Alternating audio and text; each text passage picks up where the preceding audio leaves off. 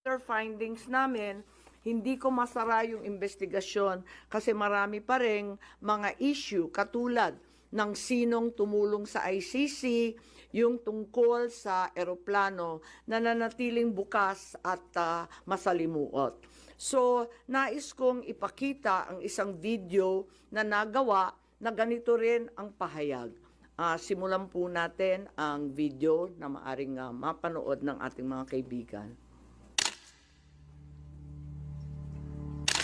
Enero 28, 2024, sa first Maisog Rally sa Davao, nagliyab ang balita at social media. Matapang, walang preno. Mr. President, baka susunod ka sa dinaanan ng tatay mo. Diyan ako takot. Ayaw ko mangyari sa iyo yan.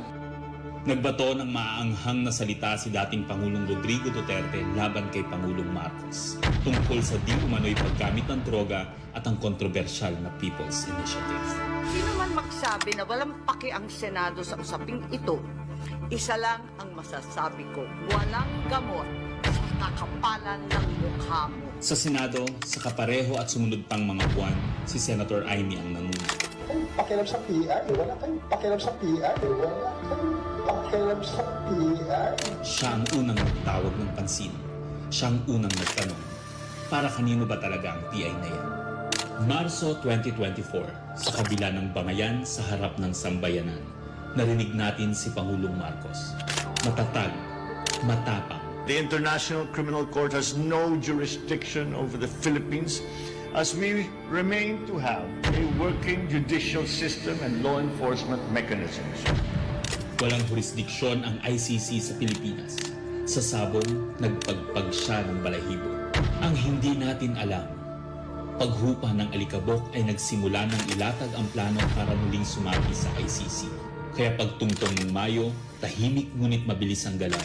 Isinumite ng DOJ ang legal brief para sa posibleng pag-aresto kay FPRRD.